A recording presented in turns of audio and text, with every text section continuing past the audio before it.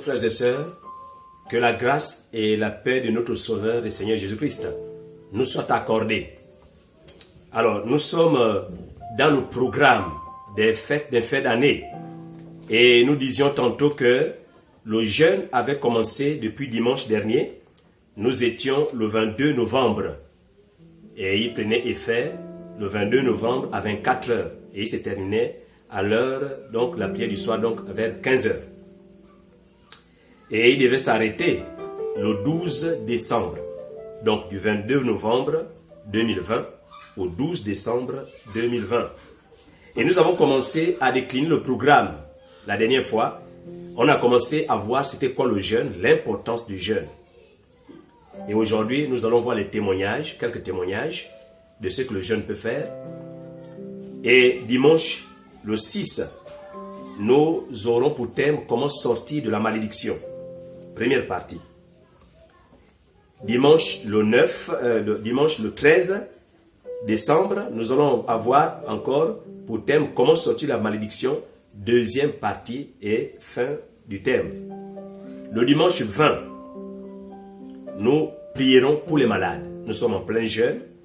Donc, si tu es malade en ces jours, nous allons vous dire ce qu'il faut faire et nous prierons pour vous.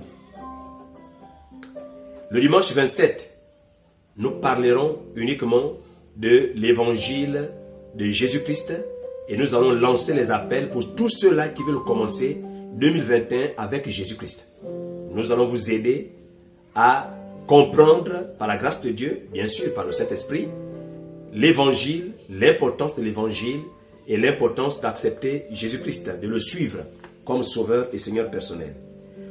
Le 31, pour ceux qui seront en ligne, il faut à 24 heures être connecté parce que nous ferons des prières spéciales, des prières donc de déclaration et nous allons aussi prier pour l'année, la nouvelle année.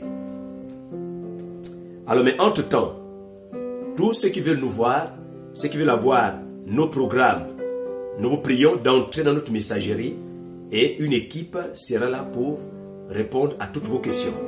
Ceux qui sont du côté de Port-Gentil, à partir du lundi 28, nous recevons de 9h à 12h dans l'une de nos églises à Cité Otando, à Shalom Rafa, en face donc du lavage de voitures.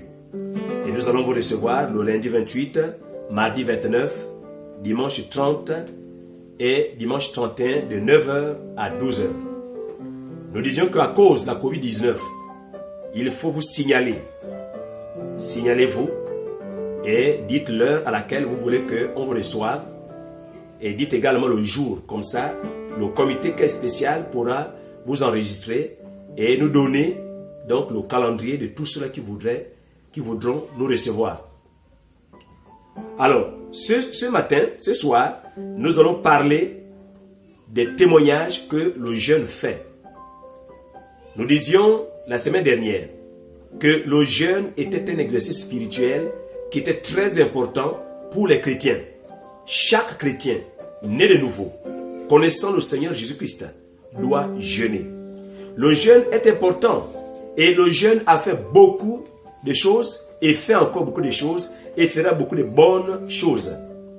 Et en commençant bien sûr par nos aînés dans la parole de Dieu, quand nous allons prendre le livre d'Esther, quand nous prendrons le livre d'Esther, nous voyons combien de fois au chapitre 4 et le verset 15, comment Esther dit, il envoie dire à Mardochée, donc nous sommes là au verset 16 maintenant, va, rassemble tous les Juifs qui se tiennent à Suse et jeûnez pour moi, sans manger ni boire pendant 3 jours, ni la nuit, ni le jour.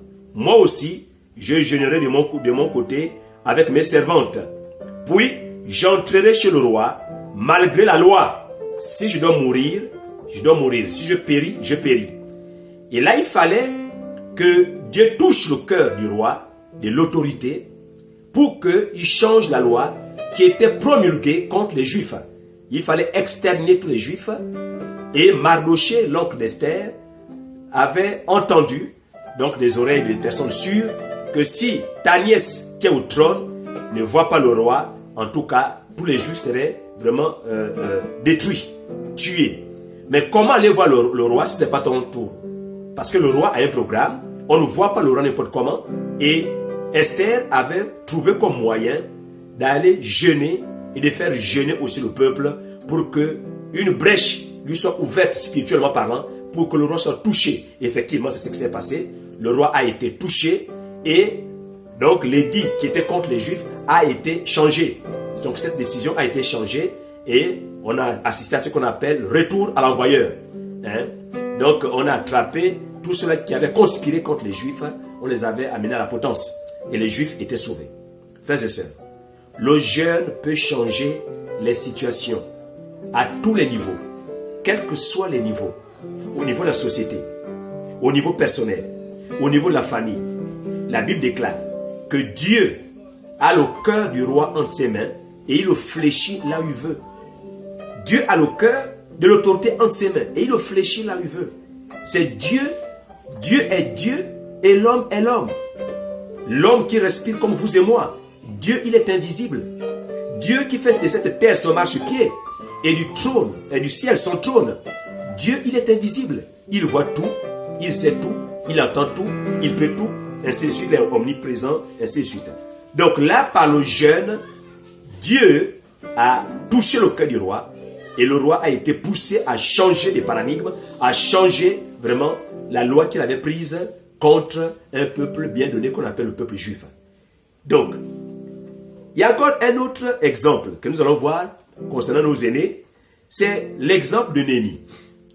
Néhémie apprend, là où il est à l'étranger, que les murs de Jérusalem, nous allons voir cela, nous allons lire un texte.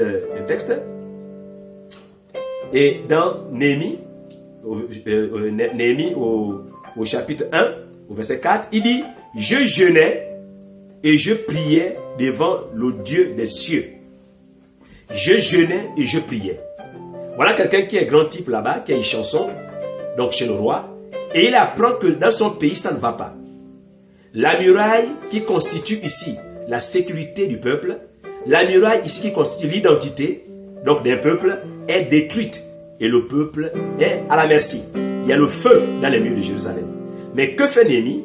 Mais Néhémie, il s'assoit, il jeûne et il prie.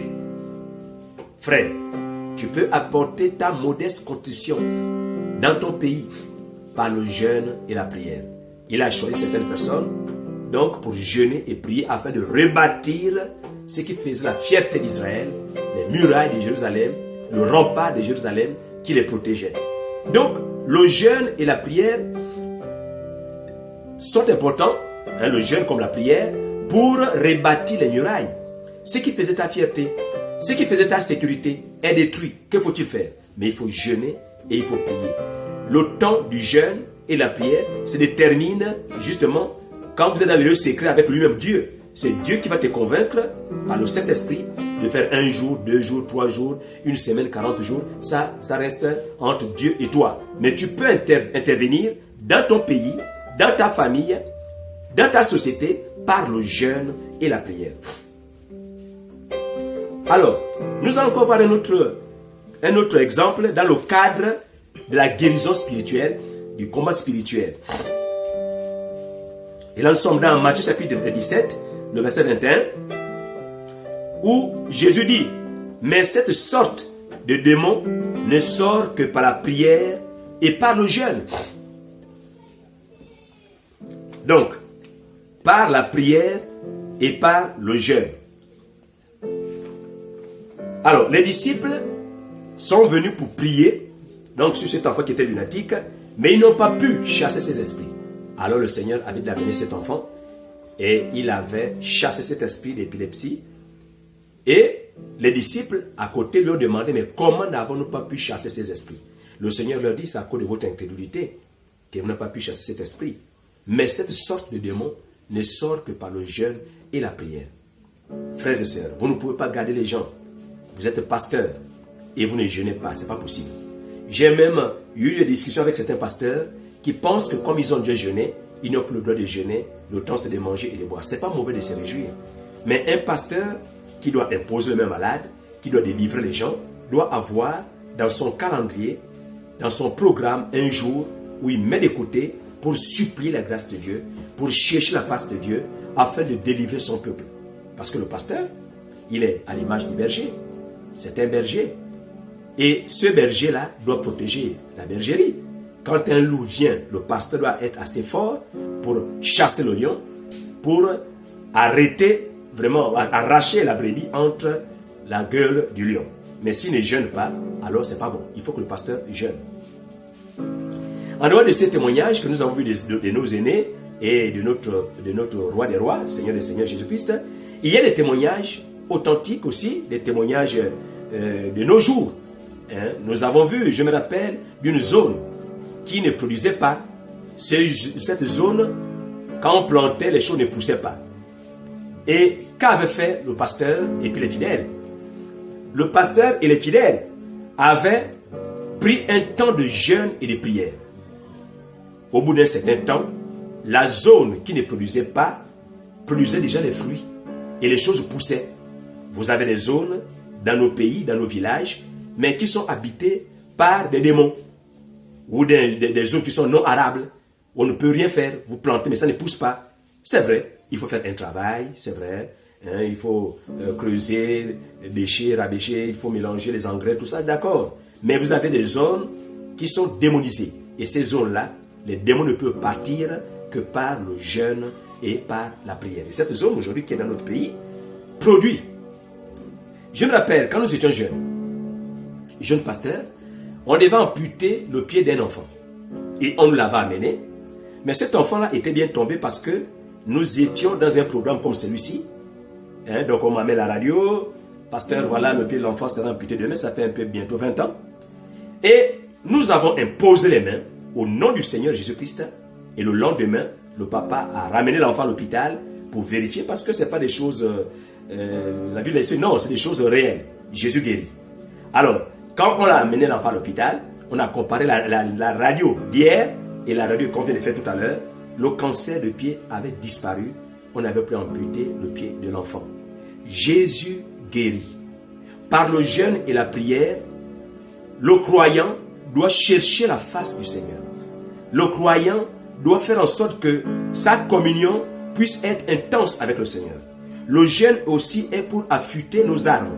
Le jeûne aussi intervient lorsque nous voyons que nos dons ou bien notre faisabilité, ça ne va plus, les fidèles ne comprennent plus le message, bon, les évangélistes, il n'y a plus de miracles, ainsi de suite. Alors là, on doit retourner dans le jeûne, la méditation de la parole de Dieu pour que ces choses arrivent. Il y a l'exemple d'un grand homme de Dieu, Finney. Lui, quand il voyait que l'onction descendait, il prenait 3 jours de jeûne et de prière. Alors, le jeûne est très important pour toi. Je vais prier pour que Dieu te donne la grâce, la force de jeûner. Nous te bénissons, Seigneur, pour ta présence. Nous prions que tu étendes tes mains dans l'autorité du nom de Jésus, afin que ce frère et cette sœur qui ont oublié de jeûner, qu'ils renouent cette habitude de jeûne et de prière, afin que les sens soient aiguisés, afin que la puissance de Dieu, que la foi soit boostée encore de nouveau. Seigneur, je prie dans ta grâce que tu touches, Père éternel, tous ceux qui vont voir cette vidéo et que la gloire te revienne au nom de Jésus-Christ. Amen.